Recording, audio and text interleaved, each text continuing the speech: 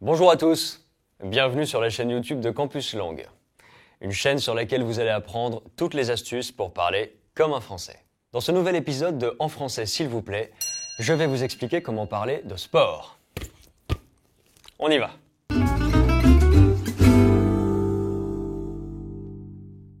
On a certainement déjà dû vous demander, pratiquez-vous une activité sportive?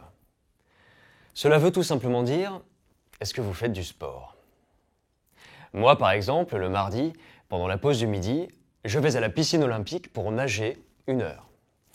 La natation me fait un bien fou. Je suis également membre d'un club de basketball. Mon équipe s'entraîne tous les jeudis à 20 h dans un gymnase. Et nous avons aussi des matchs contre d'autres équipes le samedi matin. La saison dernière, nous avons réussi à être les premiers du championnat amateur. Notre entraîneur est un ancien joueur professionnel. C'est un sportif de haut niveau qui a gagné plusieurs championnats dans sa carrière et qui a été plusieurs fois médaillé. Vous l'avez compris, le basket, c'est ma passion. Mais de nombreux sports me tentent aussi, des sports individuels et des sports collectifs. Certains se pratiquent en intérieur et d'autres en extérieur. Il y a les sports de ballon, comme le football, le rugby. Les sports de raquettes, tels que le tennis, le badminton. Les arts martiaux, avec le judo, le karaté. Il y a également l'athlétisme, ou encore l'escrime, l'équitation et aussi les sports d'hiver. Il y a tellement de possibilités que je ne sais pas lesquelles choisir. Je ne suis pas le seul dans ce cas. Plus d'un Français sur 2 pratique une activité sportive régulière, au moins 1 fois par semaine. Aujourd'hui, les Français apprécient particulièrement le football, la randonnée et le rugby. Mais savez-vous que la pratique du sport en France est très ancienne? Il y a bien longtemps, à l'époque des Romains, on aimait assister à des courses de chars et des combats de gladiateurs dans les arènes. Puis, au Moyen Âge, on adorait voir les chevaliers s'affronter à pied ou à cheval. Petit, je rêvais d'être habillé d'une armure et de participer à des joutes comme un vrai chevalier. Puis, adolescent, je m'imaginais sur la première marche du podium, une médaille d'or autour du cou lors des Jeux Olympiques.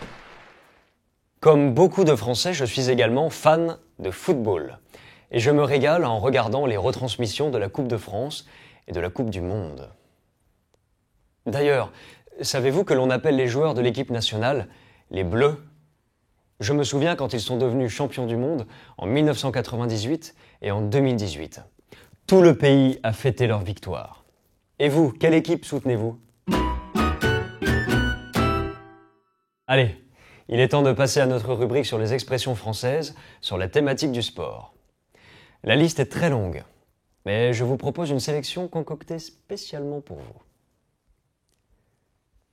Commençons par l'expression « être sport ». Si on vous dit que vous êtes sport, c'est que vous êtes loyal. Dans un français plus familier, on dira que vous êtes juste. Si vous avez la tête dans le guidon, cela veut dire que vous êtes tellement concentré sur votre effort que vous ne pouvez pas penser à autre chose.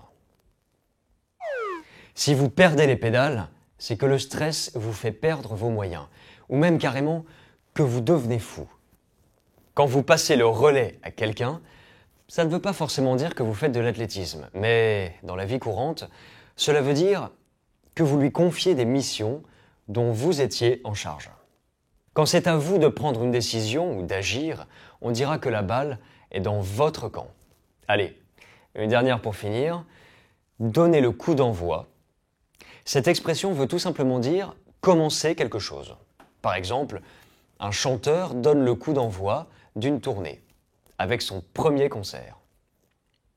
Mais au fait, vous ne m'avez toujours pas dit quel sport vous pratiquez. Si vous avez aimé cette vidéo, likez, commentez, partagez-la. Abonnez-vous à notre chaîne YouTube Campus Langue pour découvrir toutes les astuces qui vous aideront à parler français comme un vrai Parisien. À bientôt! Rendez-vous dans le prochain épisode de En français s'il vous plaît.